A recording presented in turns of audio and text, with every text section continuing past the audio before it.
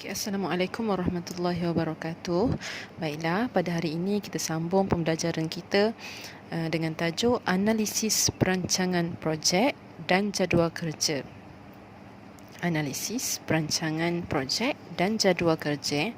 Okey, menganalisis perancangan projek bermaksud mengenal pasti segala aktiviti yang terlibat dalam pembangunan projek. Okey, apakah yang dimaksudkan analisis perancangan projek?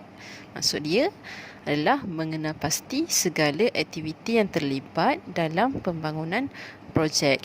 Kita kena pasti apakah aktiviti yang terlibat semasa pembangunan projek. Gitu kata kalau secara ringkasnya. Okey, dalam proses menganalisis perancangan projek ni, perkara utama yang perlu dilakukan adalah dengan menyediakan jadual kerja.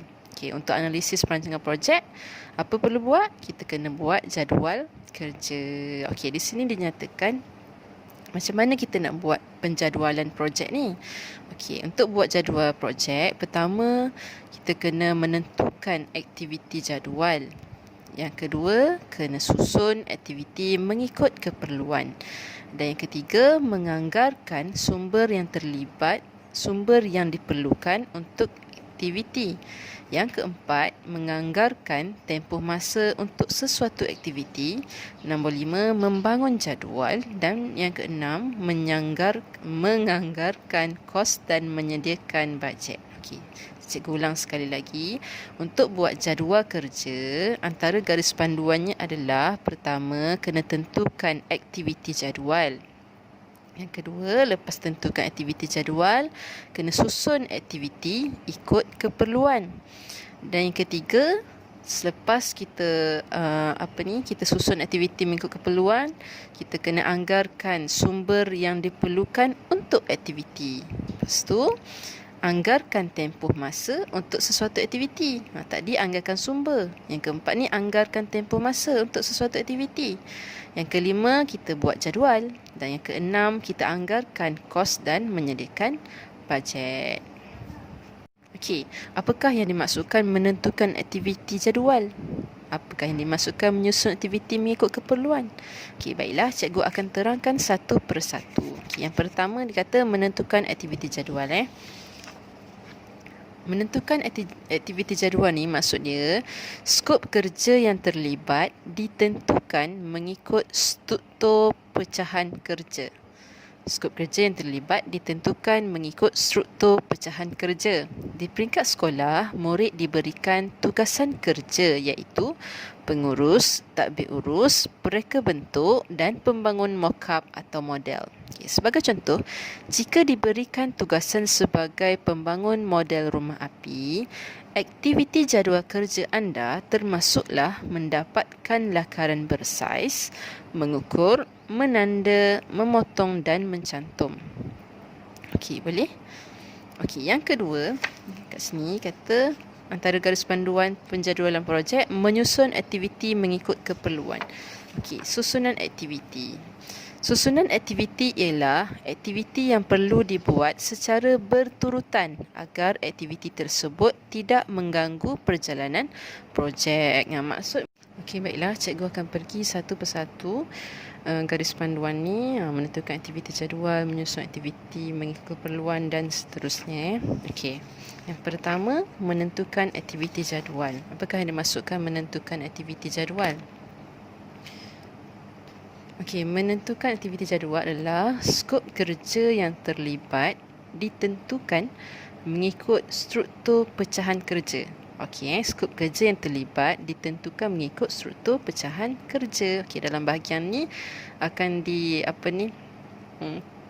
akan dipecahkan skop kerja mengikut struktur pecahan kerja. Okey, di peringkat sekolah, murid diberikan tugasan kerja iaitu pengurus, tadbir urus, pereka bentuk dan pembangun mockup atau model. Maksudnya kat sekolah antara pembahagian kerjanya adalah ada seorang tu jadi pengurus, ada yang takbir urus, ada pereka bentuk dan ada yang memegang tugas sebagai pembangun mockup atau model. Okey, sebagai contoh, jika diberikan tugasan sebagai pembangun model rumah api, antara aktiviti yang dilakukan adalah aktiviti jadual kerja anda termasuklah mendapatkan lakaran bersaiz, mengukur, menanda, memotong dan mencantum. Okey, sebagai seorang pembangun model rumah api, aktiviti yang perlu dilakukan adalah mendapatkan lakaran bersaiz, mengukur, menanda, memotong dan mencantum. Itulah yang dimaksudkan menentukan aktiviti jadual. Okey, yang kedua, dia beritahu sini menyusun aktiviti mengikut keperluan. Tadi menentukan aktiviti jadual. Yang kedua, susun aktiviti mengikut keperluan. Okey, susunan aktiviti. Susunan aktiviti ialah aktiviti yang perlu dibuat secara berturutan agar aktiviti tersebut tidak mengganggu perjalanan projek. Maksudnya menyusun aktiviti ikut ikut keperluan ataupun ikut turutan supaya tidak mengganggu perjalanan projek tu step by step. Okey, contohnya murid perlu menyediakan lakaran sebelum menyediakan bahan untuk membuat produk. Terdapat juga aktiviti yang dilakukan secara serentak seperti penentuan skop, pembahagian kerja kepada ahli. Okey. Okey, yang ketiga pula adalah anggaran sumber diperlukan untuk sesuatu aktiviti. Okey, apakah yang dimaksudkan anggaran sumber diperlukan untuk sesuatu aktiviti? Okey, langkah ini melibatkan anggaran sumber yang diperlukan untuk menyempurnakan setiap aktiviti. Langkah ini merangkumi keperluan sumber manusia, bahan dan peralatan. Sumber manusia ialah individu atau kumpulan yang akan menjalankan tugas. Okey, seterusnya yang keempat, anggaran tempoh masa untuk sesuatu aktiviti. Okey, kita tengok yang tadi tadi menentukan aktiviti jadual sudah, menyusun aktiviti mengikut keperluan pun sudah, menganggarkan sumber yang diperlukan untuk aktiviti pun sudah. Kita pergi kepada nombor 4 iaitu menganggarkan tempoh masa untuk sesuatu aktiviti. Apakah yang dimaksudkan anggaran tempoh masa untuk sesuatu aktiviti ni? Okey, anggaran tempoh masa bergantung pada mudah atau kompleks sesuatu tugasan itu untuk diselesaikan. Contoh, murid perlu mendapatkan pandangan guru mata pelajaran bagi menentukan tempoh masa yang diperlukan untuk menyiapkan tugasan mereka. Okey, maksudnya kalaulah tugasan tu kompleks, susah, jadi masa yang diperlukan mungkin lebih banyak. Kalau mudah mungkin lebih singkat. Jadi untuk kepastian, murid kenalah merujuk kepada guru mata pelajaran. Okey, seterusnya pembangunan jadual. Nombor 5, pembangunan jadual. Okey, apa maksud pembangunan jadual?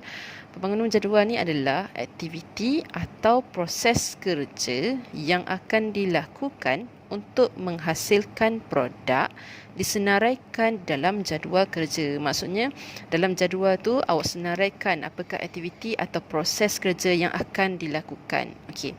Jadual kerja akan disertakan bersama tempoh masa dalam bentuk mingguan atau bulanan. Okey, dalam jadual tu awak bukan saja meletakkan aktiviti atau proses kerja, tapi awak juga letak tempoh masa. Sama ada dalam bentuk mingguan ataupun bulanan. Okey, aktiviti atau proses kerja disusun mengikut keutamaannya. Okey, awak susun mana satu yang perlu diutamakan, mana satu yang perlu dikemudiankan dalam jadual tu. Okey, jadual ini akan diguna sebagai asas untuk memantau dan mengawal pelaksanaan sesuatu aktiviti supaya mengikut urutan.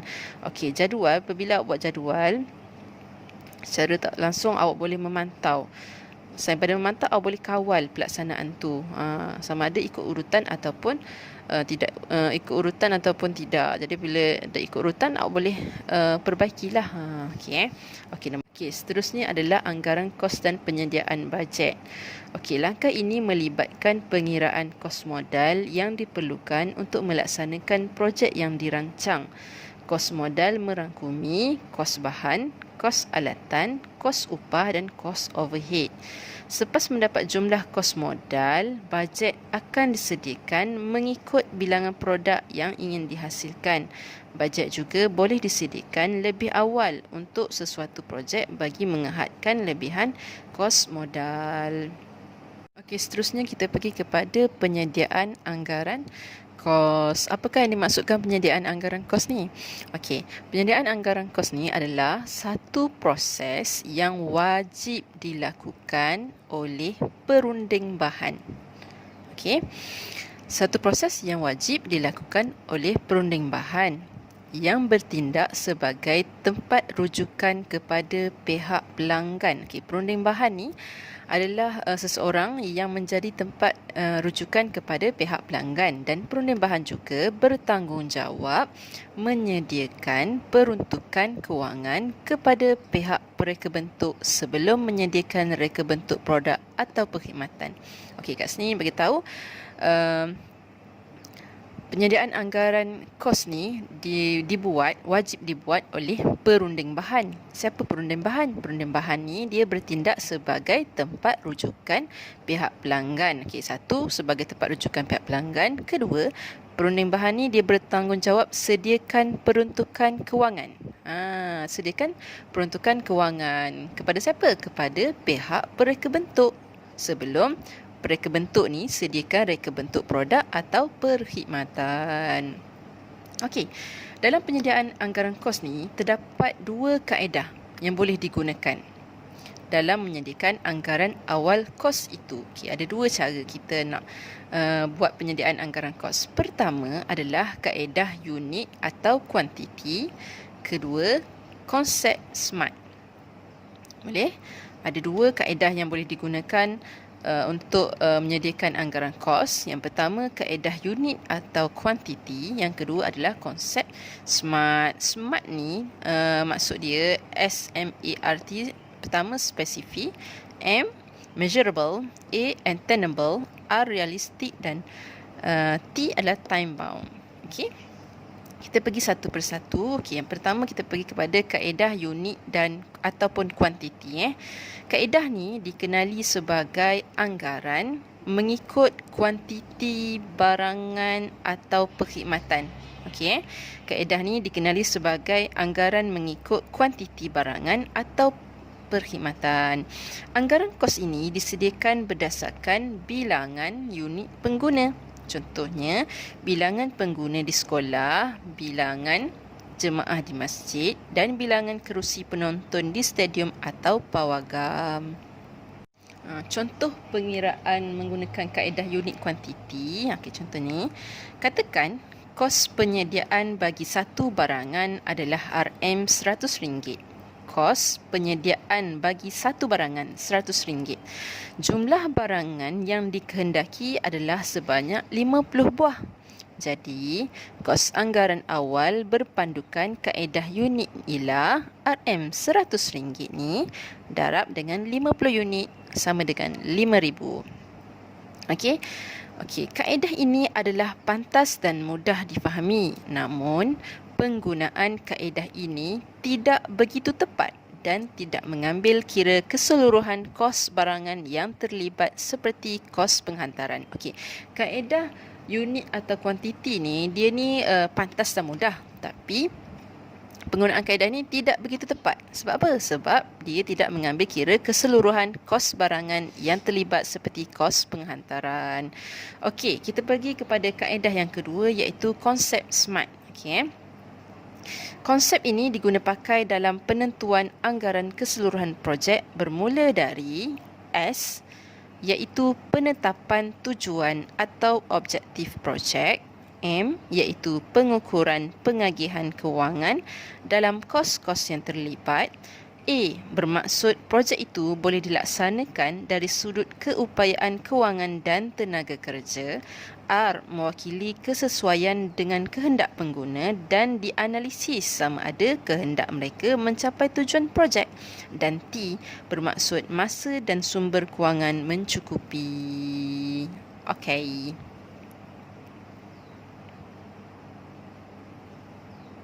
Okey, seterusnya kita tengok contoh aplikasi SMART. Okey, SMART ni stand for specific, measurable, attainable, realistic and time bound. Okey. Kita pergi satu persatu Okey, kalau tengok sebelum ni cikgu kata S bermaksud penetapan tujuan atau objektif projek. Okey, S tujuan projek. Tujuan projek, dalam tujuan projek ni kena ada nama projek, tujuan, bilangan, sasaran. Okey, dia bagi contoh kat sini nama projek Bako Seberguna. Tujuannya adalah hadiah Hari Guru, bilangan 100 unit, sasaran guru sekolah menengah. Gitu.